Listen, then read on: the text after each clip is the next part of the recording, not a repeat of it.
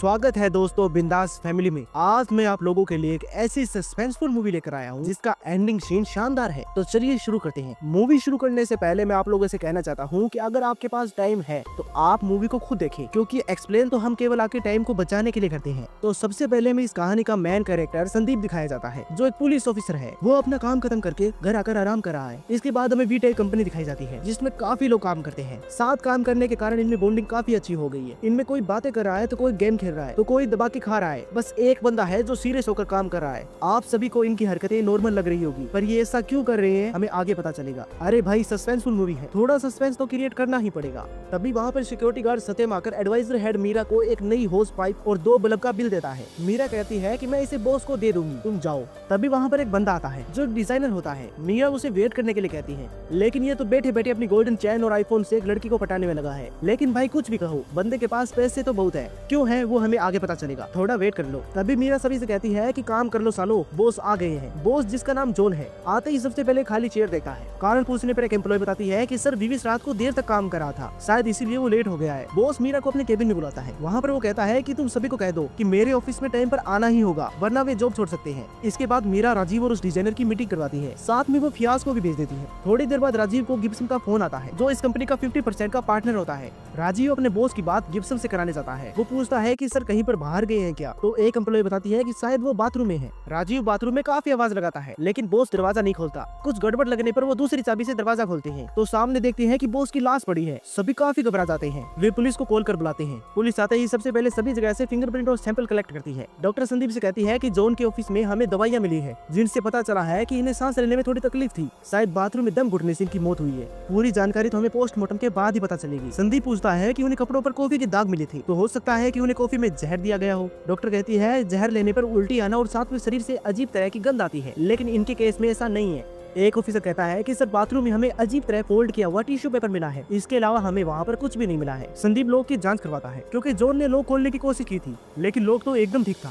संदीप से एक ऑफिसर कहता है कि सर मेरे हिसाब से तो केस एकदम सिंपल है। जॉन पर कॉफी गिरी, वो साफ करने के लिए बाथरूम गया, लेकिन पैर फिसलने से सर जमीन पर टकराया और बेहोश होने से पहले उसने दरवाजा खोलने की कोशिश की, इसलिए लोग पर निशान बने, लेकिन उससे पहले ही वो मर गया। मतलब ये मर्डर नहीं, एक एक्सीडेंट है। संदीप कहता है कि अगर वो ऐसा करता तो खून कहीं और भी गिरता, लेकिन खून के दाग तो सिर्फ एक जगह पर थे। तब वो ऑफिसर कहता है कि ये मान क्यों नहीं लेते, ये साफ दिख रहा है कि ये एक एक्सीडेंट है, लेकिन इन्हें तो बस लड़कियों के सामने हीरो बनना है। संदीप सभी से पूछता है कि जॉन की बाथरूम में गिरने, चिल्लाने और किसी भी तरह की आपको आवाज नहीं सुनी, कैसे एम्प्लॉय हो यार तुम। तब मीरा कहती है कि सर जब बाथरूम में थे तो सिंधु यहाँ की सफाई कर रही थी, तो वैक्यूम क्लीनर की आवाज में हमें कुछ भी सुनाई नहीं दिया। संदीप सिंधु से पूछता है कि जॉन आदमी कैसा था, मतलब बात सही से करता था क्या। सिंधु कहती है कि सर वो तो बहुत अच्छे थे, एक बार मेरे घुटनों में दर्द होने पर उन्होंने मुझे कई दिनों की छुट्टी दी थी, बिना पैसे काटे।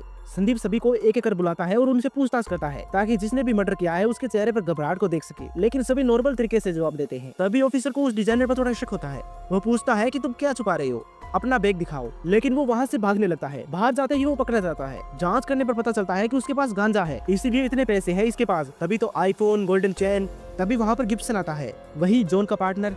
संदीप गिब्सन से पूछताछ करता है कि अब जॉन तो रहा नहीं तो पूरी कंपनी तुम्हारी होगी, कहीं तुमने तो ऐसा नहीं किया। तब गिब्सन कहता है कि नहीं सर, क्योंकि जॉन ने पहले ही अपने छोटे भाई इवन जॉन के नाम अपनी पूरी कंपनी कर रखी है, जो यूएसए में रहता है। तब अब्दुल चाचा कहता है कि सर मुझे तो सब कुछ नॉर्मल लग रहा है, बस इस गांजे वाले को छोड़कर। संदीप सभी के फोन की जांच करता है। इसके बाद वो अपने डॉक्टर से मिलने जाता है। वो उनसे वीटेक कंपनी के बारे में पूछता है कि आप वहाँ के किसी को जानते हो क्या, लेकिन डॉक्टर मना कर देता है, ना नको, बिल्कुल भी नहीं। तब संदीप कहता है कि उस कंपनी के एक एम्प्लॉय की गाड़ी पर मुझे एक निशान मिला है, जो मेरी गाड़ी पर भी है और आपकी गाड़ी पर भी, आपकी पोती ने बनाया है। मुझे थोड़ा शक हुआ तो मैंने सभी के फोन चेक किए, तो मुझे पता चला कि उस कंपनी के 15 एम्प्लॉय में से 13 एम्प्लॉय आपके पास कभी न कभी आते रहते हैं। संदीप कहता है कि डॉक्टर अंकल मैं आपकी इज्जत करता हूँ, मुझे सच सच बता दीजिए, वरना मुझे और किसी तरह से पता लगाना पड़ेगा। डॉक्टर कहता है कि संदीप उस कंपनी के एडवाइजर हेड मीरा लंबे ट्रीटमेंट के बाद प्रेग्नेंट हुई थी।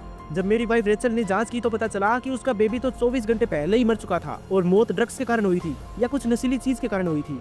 लेकिन जब हमने मीरा से पूछा तो उसने कहा कि मैंने तो कभी ड्रग्स जैसी चीज को हाथ भी नहीं लगाया। एक दिन 2 और जने उसी कंपनी के मेरे पास ट्रीटमेंट के लिए आते हैं। जब मैंने उनका ब्लड टेस्ट करवाया तो उसके शरीर में मुझे कुछ अजीब मिला। मैंने उन्हें मीरा के बारे में बताया कि उसके शरीर में भी तुम्हारी जैसे सेम ड्रग्स मिले हैं जो डीएनए म्यूटेशन का कारण बनते हैं। वे कहते हैं कि सर हो ही नहीं सकता, मीरा ड्रग्स तो क्या कभी बियर को भी हाथ नहीं लगाती है। डॉक्टर कहता है कि क्या तुम्हारे ऑफिस में किसी और को हाल फिलहाल में कोई बीमारी हुई है।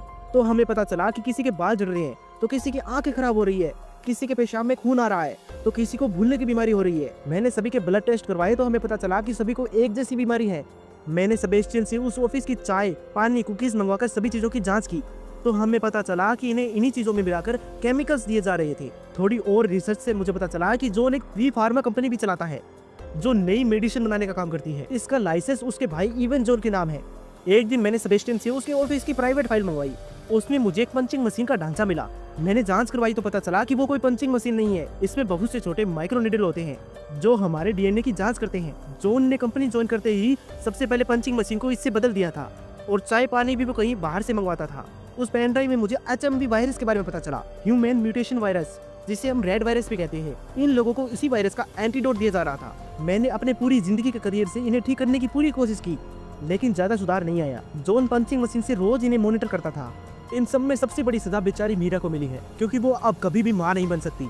ये सभी जॉन को छोड़ना नहीं चाहते थे क्योंकि उसी की वजह से उन सभी की हंसती खेलती जिंदगी खराब हो चुकी थी। उन सभी ने अलग अलग तरीके से अपने सिम्टम्स को छुपाना शुरू कर दिया। मुझे लगा था कि वे कुछ गलत सोच रहे हैं लेकिन इसके बारे में उन्होंने मुझे कुछ भी नहीं बताया। जॉन का प्लान था कि वो HMV वायरस फैलाएगा और खुद ही उसका एंटीडोट बेचेगा जिससे वो दुनिया का सबसे अमीर आदमी बन जाएगा। डॉक्टर ने अभी तक जो भी सबूत इकट्ठे किए थे वे सभी संदीप को दे देते हैं और कहते हैं कि मुझे लगता है कि इसमें उन 13 लोगों की कोई गलती नहीं है। संदीप कहता है कि सर जो भी हो गुनाह तो किया है ना। संदीप डॉक्टर से वी फार्मा लैब का एड्रेस मांगता है। संदीप ऑफिस में आकर सभी को देखता है। इन बेचारों की बस यही गलती थी कि ये यहाँ पर काम करते हैं। संदीप अब्दुल से कहता है कि इन सभी को जाने दो। संदीप घर आकर सोचता है कि आखिरकार उन लोगों में से मर्डर किया किसने और किया तो कैसे किया। संदीप सीसीटीवी से सभी लोगों की टाइमिंग चेक करता है तो पता चलता है कि मर्डर किसी एक ने नहीं किया बल्कि सभी लोगों ने मिलकर किया है। अब हमें उन सभी की प्लानिंग दिखाई जाती है। सबसे पहले अल्बर्ट और सेबेस्टियन बॉस की सभी चीजों की जानकारी इकट्ठा करते हैं जैसे बॉस के ऑफिस आने जाने का टाइम, चाय पीने का टाइम और सभी अन्य बातें। उन्हें ये भी पता चलता है कि जॉन को अस्थमा की बीमारी है तो वे सभी मिलकर एक प्लान बनाते हैं कि सत्यम अंकल एक नई वाटर पाइप खरीदेंगे और पुरानी पाइप को कैमरे से बचाकर वे ग्रिल पर रख देंगे और इसके बाद मैं अपनी कार को वहीं CO2 सिलेंडर के पास पार्क करूंगा। उस दिन विवेक लेट आएगा और फोन के बहाने साइड में जाकर उस पाइप को वेंटिलेशन से जोड़ देगा। राजीव हमारे प्लान में साथ नहीं देगा और ना ही वो जॉन के साथ कुछ गलत करेगा, इसलिए हमें उसे मीटिंग में फंसाना होगा। इसलिए मीरा ने डिजाइनर के साथ उसकी मीटिंग फिक्स की थी और फियाज को उसके साथ भेजा था ताकि वो उसे रोक सके। फिर हम तीनों बाहर चाय पीने जाएंगे। तब सिंधु बॉस के ऑफिस में जाकर किसी तरह नजर बचाकर ये पेपर उसकी मशीन की पाइप में फंसा देगी जिससे उसके कपड़ों पर कॉफी गिरेगी और वो साफ करने बाथरूम जाएगा। अगला काम नैना का है। वो सुबह जल्दी ऑफिस आती है तो वो पानी के बहाने कैमरे से बचकर बाथरूम के लॉक को प्रेस कर उसके बीच में ये टिश्यू फंसा देगी जिससे बिना चाबी की गेट बाहर से नहीं खुलेगा और अंदर से ना खुले, इसलिए ये पिन हम दरवाजे में फंसा देंगे। ये असली चाबी की तरह बनाया गया है।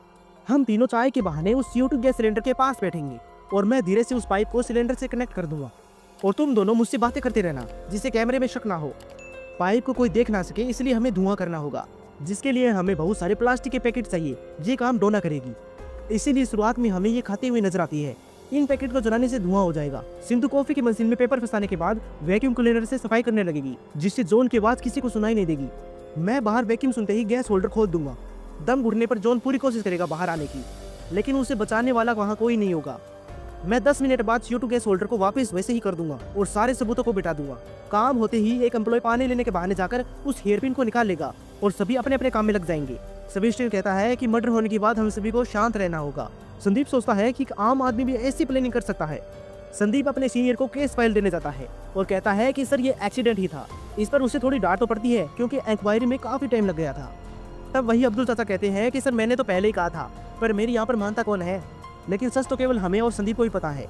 अगले दिन डॉक्टर कॉल कर संदीप से कहता है कि उस प्रोजेक्ट को केवल जॉन ही हैंडल नहीं करता है, इसके अलावा गिब्सन और भी कई लोग जुड़े हुए हैं। फिर संदीप अपनी बाइक से लैब की तरफ जाता है जिसकी स्ट्रक्चर जॉन की फैक्ट्री में लगे पेपर वेट की तरह थी। यहीं से चाय पानी की सप्लाई आती थी। इसके बाद संदीप एक ट्रक के पीछे छुपकर वहां पर जाने लगता है और वहीं दूसरी ओर जॉन की जगह अब गिब्सन उस कंपनी में आ गया था। सभी एम्प्लॉय उसे अजीब तरह से देख रहे थे, कहीं अब गिब्सन का तो नंबर नहीं है। दोस्तों अगर वीडियो अच्छी लगे तो लाइक एंड चैनल को सब्सक्राइब जरूर करें और कमेंट कर जरूर बताएं कि आपको एक्सप्लेनेशन और मूवी कैसी लगी। ओके बाय, मिलते हैं अगले वीडियो में।